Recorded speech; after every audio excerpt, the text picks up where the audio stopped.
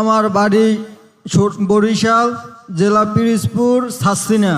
আমার পীরের এলাকা বাড়ি, ওই জায়গায় সুদ ঘুষ অভাব নাই। আর কার কি ধরেন জায়গা জমি দখল করবে তাদের কোনো ই নাই। আর আমার যে আত্মীয় স্বজন তাদের সাথেও আমি যোগাযোগ রাখি না। কেন? আপনার একটা মেয়ে যদি বিবাহ হয় তার যাইব কি স্বামীর ঘরে নাকি শ্বশুর বাড়ি?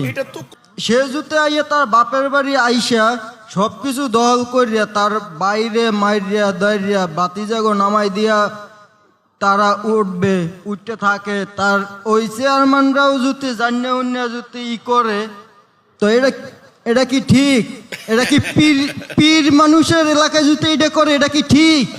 সুনির্দিষ্ট কোনো নেতা পীর এদের কারো কথা বলে লাভ নাই। টোটাল সমাজ ব্যবস্থাটাই নাম হলো জাহিলি সমাজ। শেষ। ইবলিসের আনুগত্য করতে করতে, দাজ্জালের আনুগত্য করতে করতে সবার চরিত্র হয়ে গেছে ইবলিসের মতো। প্রতারক, ভণ্ড, মিথ্যাবাদী, জাল জালিয়াতি। আপনি কয়টা বলবেন? কয়টা? এখন এটাকে ধ্বংস করে দিয়ে আল্লাহ দেওয়া একটা সহজ সরল সিরাতুল মুস্তাকিম জীবন ব্যবস্থা প্রতিষ্ঠা করার জন্য একদল মোমেন লাগবে। মোমেন, এই মোমেন হওয়ার জন্য সবাই প্রস্তুত তো নাকি? ইনশাআল্লাহ। জি।